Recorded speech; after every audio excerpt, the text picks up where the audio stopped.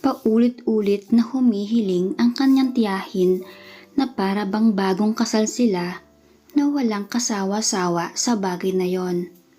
Halos lahat din ng bahagi ng bahay ay nasubukan nilang maging venue.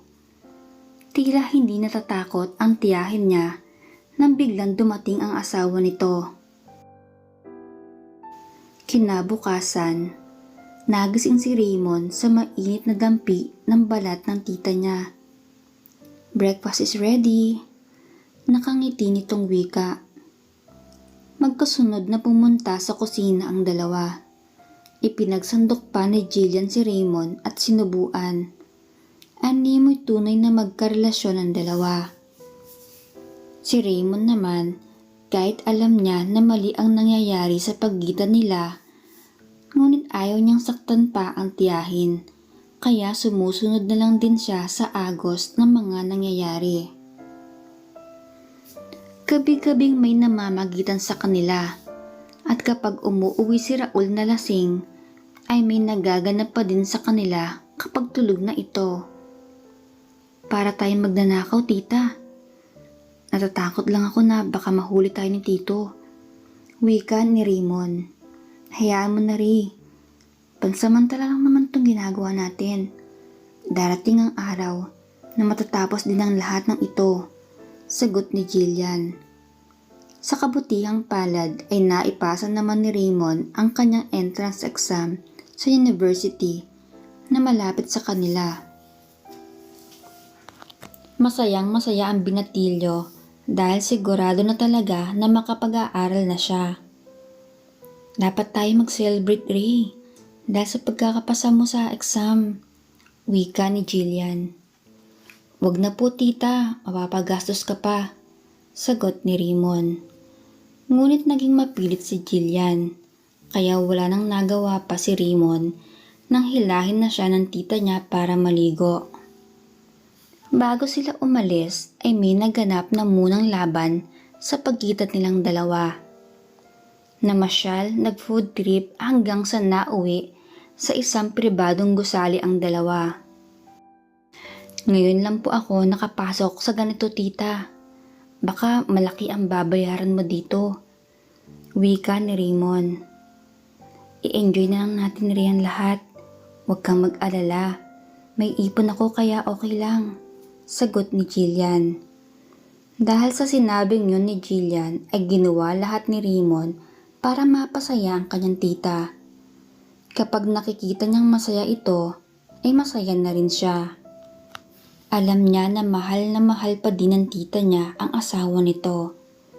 Ilang beses niya itong nakikita na umiiyak habang nakatingin sa picture noong ikasal ang mga ito.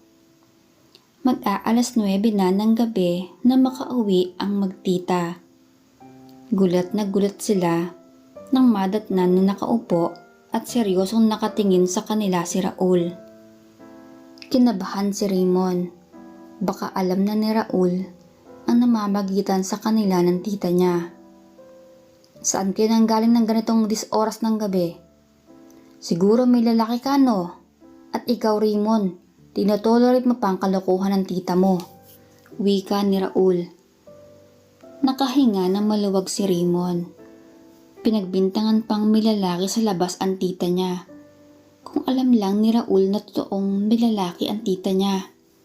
Yun nga lang, wala sa labas ng bahay, kundi nasa mismong harapan niya lang. Nagpaliwanag si Jillian sa kanyang asawa. Sinabi nito na nakapasa sa entrance exam si Raymond, kaya ipinasyal niya ang kanyang pamangkin. Para maniwala ang asawa, ay ipinakita ni Jillian ang picture ng listahan ng mga nakapasa sa entrance exam na nakapaskil sa bulletin board ng eskwelahan. "Okay, pagluto mo na ako ng pagkain. Pagkatapos ay maligo ka. Sumunod ka sa akin sa kwarto," wika ni Raul. Nagkatinginan sina Jillian at Raymond. Bago pumasok sa kwarto niya si Raymond, ay mabilis siyang hinila ng kanyang tita sa kusina. "Tita, wag ngayon, baka mahuli tayo ni tito," wika ni Raymond. Hindi ganun ang dahilan kaya niyaya kita dito. Gusto ko lang ipaalam sa'yo na hindi na ako dinatnan ng dalaw noong nakaraang buwan. Sagot ni Jillian. Nanlaki ang mga mata ni Raymond. Nagmadali na siyang pumasok sa kanyang kwarto. Hindi niya alam pero tila nagririgo doon ang dibdib niya sa kaba. Kung hindi na dinatnan ang tita niya, ibig sabihin, may posibilidad na buntis na ito at dahil silang dalawa ang laging magkasamang gumawa ng ganoong bagay, ibig sabihin, siya ang ama ng sanggol sa sinapupunan ng kanyang tita Jillian. Halos tumalon sa tuwa si Raymond. Mixed emotion ang nararamdaman niya ng mga oras na yon. Magiging tatay na siya. Pero paano kapag nalaman ng tito niya? Ngunit naisip niya na kapag may nangyari sa gabing yun sa mag-asawa, ay iisipin ng asawa ng tita niya na siya ang ama. Kaya pala natuwa ang tita niya nang magpahiwatig si Raul. Talagang umaayon sa kanilang pagkakataon. Kinabukasan, maagang nagising si Raymond. Halos hindi siya nakatulog kakaisip sa kalagayan ni Jillian. Nagsangag na agad ng kanin ang binatilyo at nagprito ng hotdog at tuyo. Nalingunan ni Raymond si Jillian. Nakatayo ito sa may banyo at parang pinipigil ang sarili na dumuwal. Sumenyas ito sa kanya kaya lumapit si Raymond sa tita niya. Ayoko ng amoy bawang, ang baho-baho. Pabulong na wika ni Jillian. Nagmamadaling tinakpan ni Raymond ang sinangag.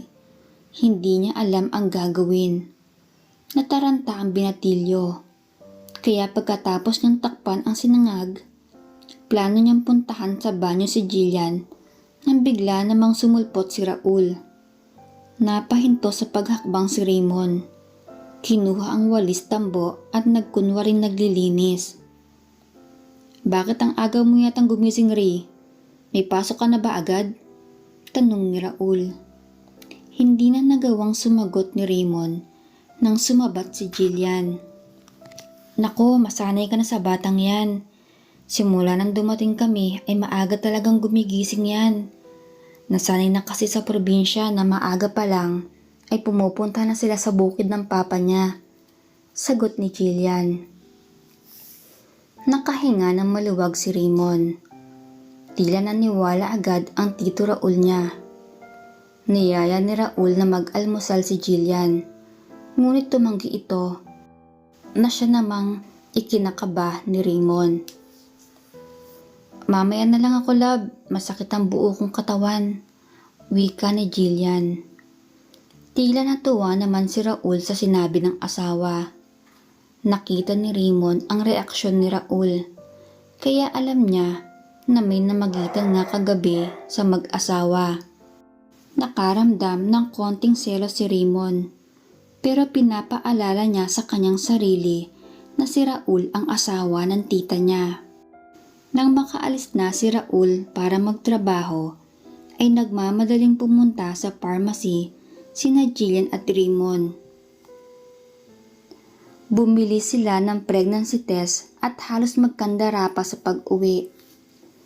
Parehas silang excited, kaya pagkapasok pa lang sa bahay ay dumiretso na sa banyo si Jillian. Tila mas kinakabahan pa si Raymond habang hinihintay na lumabas ng banyo ang kanyang tita.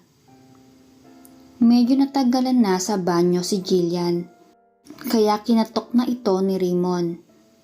Tita, okay ka lang ba dyan? Sagot ng binatilyo. Okay lang ako. Sagot ni Jillian. Dahan-dahang bumukas ang pintuan. Halos talunin na ni Raymond ang tiyahin nang ipakita sa kanya nito ang dalawang guhit sa pregnancy test. Sumigaw si Raymond habang hilam naman sa luha ang mga mata ni Jillian. Sa wakas, dinig na ng Diyos ang aking matagal ng panalangin. Ang muli ako magbuntis upang maayos na ulit ang pagsasama namin mag-asawa. Wika ni Jillian. Napawi ang ngiti sa labi ni Raymond nang marinig ang sinabi ng tita niya. Paano ako, tita? Alam natin pareho na ako ang ama ng sanggol sa sinapupunan mo. Garalgal na tanong ni Raymond. Dahang-dahang lumapit si Jillian sa pamangkin. Hinawakan sa pisngi habang umiiyak.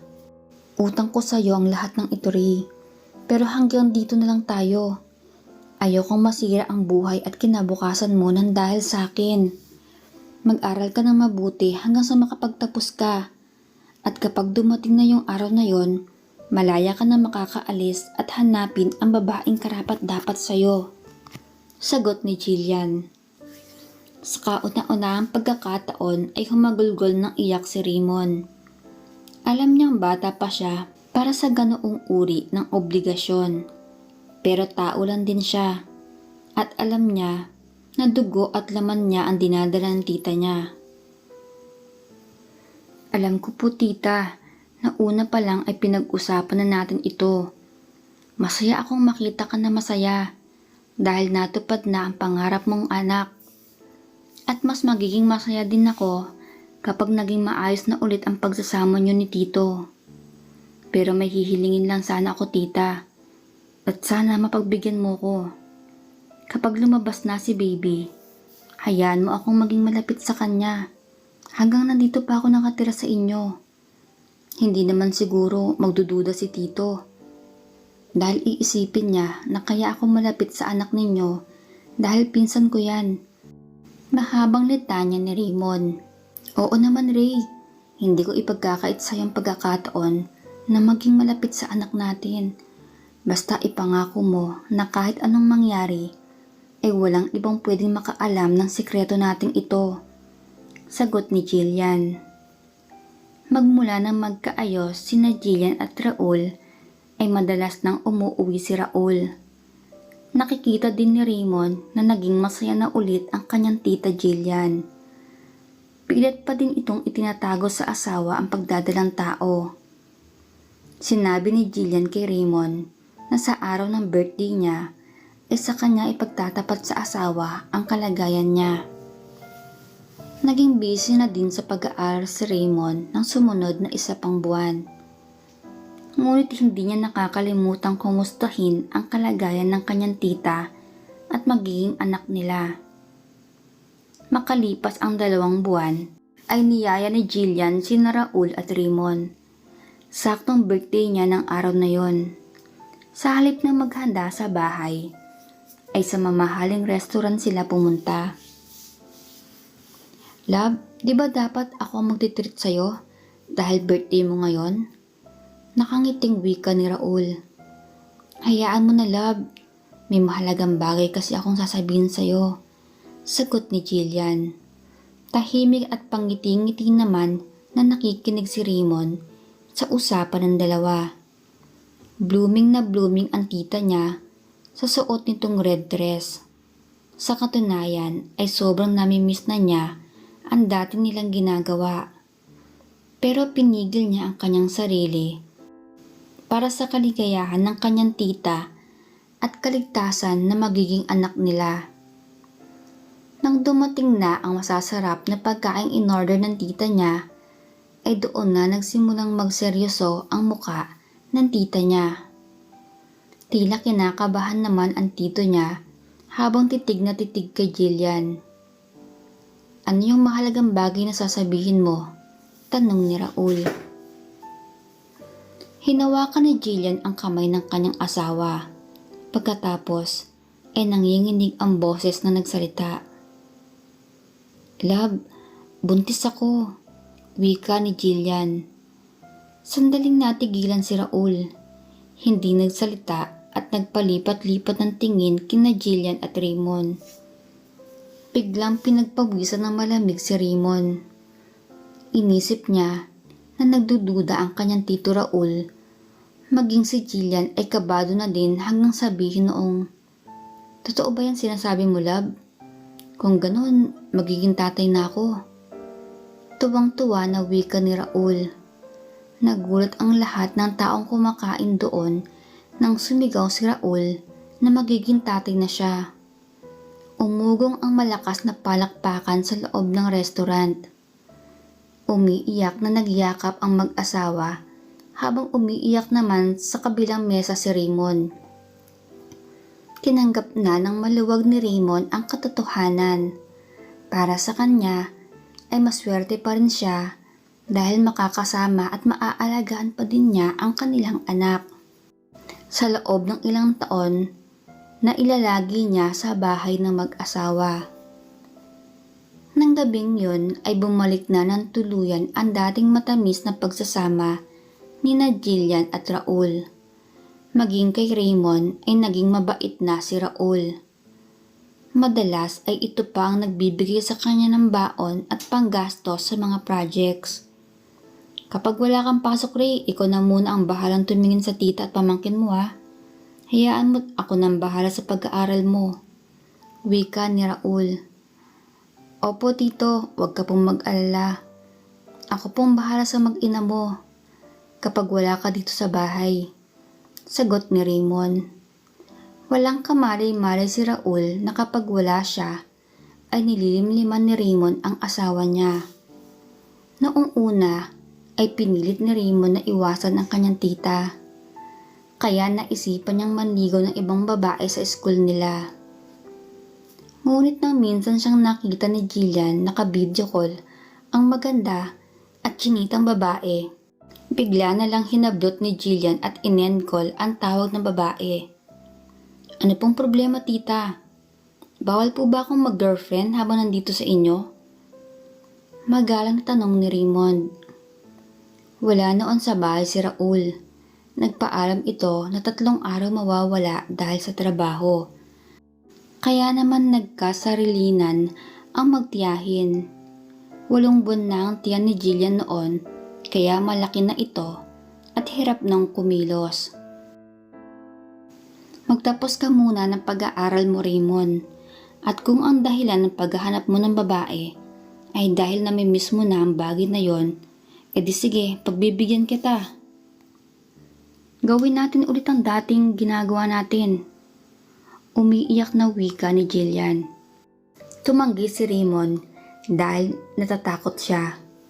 Masyado nang malaki ang tiyan ng tita niya. Baka makasama pa yun sa baby. Ngunit wala siyang nagawa noong magkusa ang kanyang tita Jillian na muling ihain ang masarap ng putahe sa kanyang harapan. Kaya kahit malaki na ang tiyan nito, ay hindi na nagawa pang tumanggi. Noong makatapos ay nagsorry si Raymond at sinabing yun na ang huli.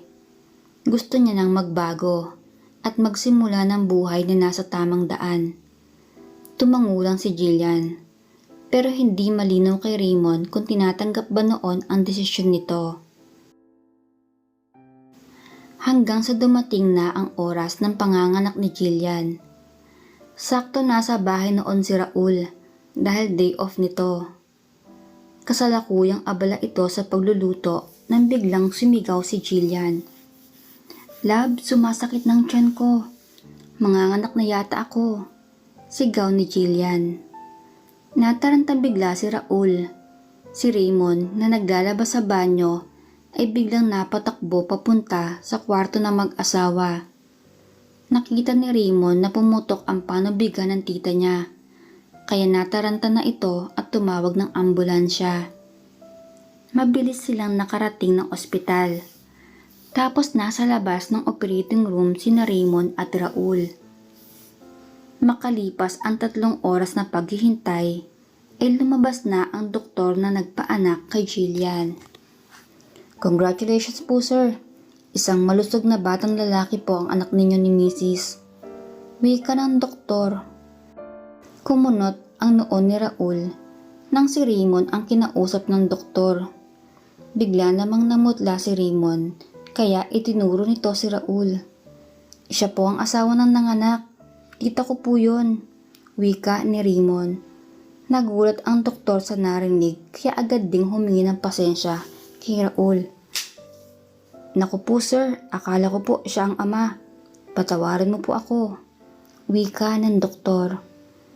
Tumango na lang si Raul sa doktor at nagmamadaling tumayo para tignan ang kanyang mag-ina.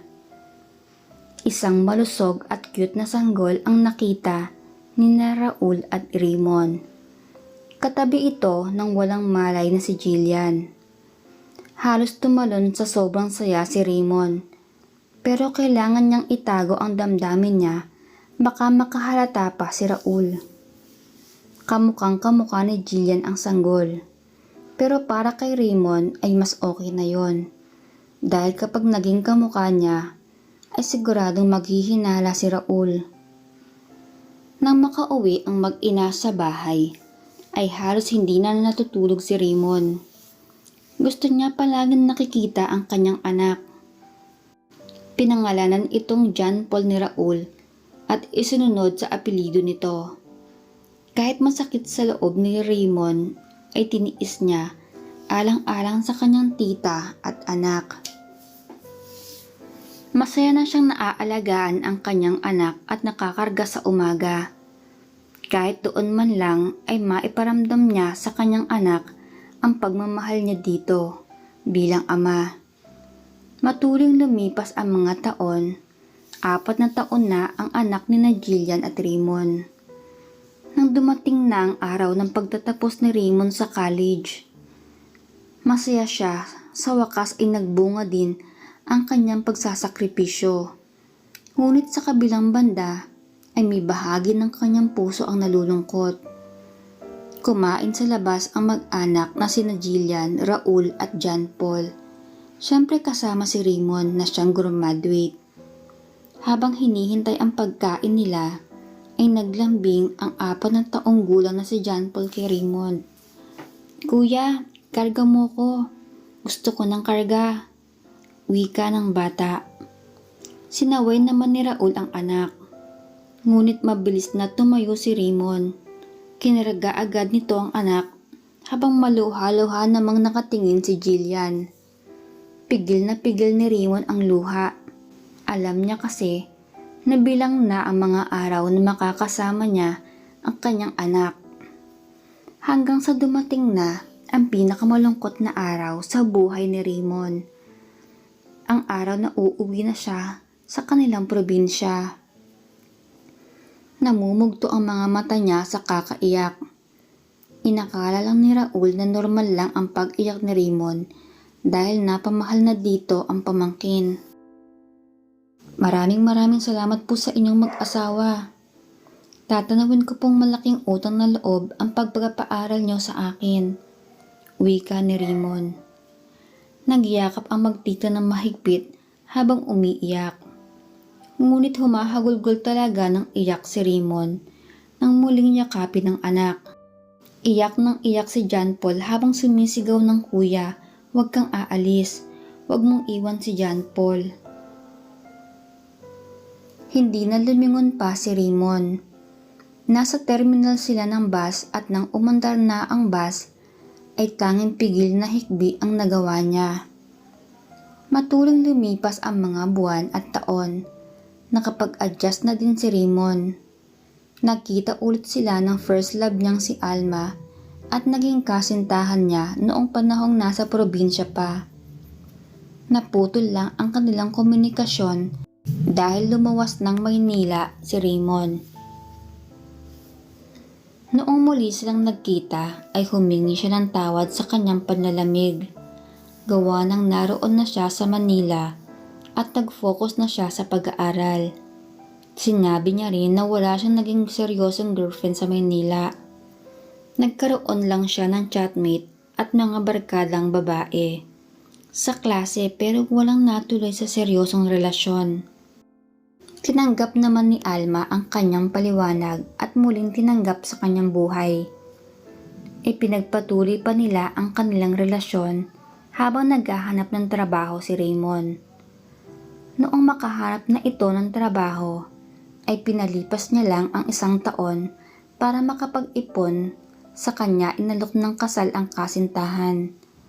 Naisip niyang isa lang ang solusyon sa kanyang pangungulila sa anak at sa presensya ng tita Jillian niya.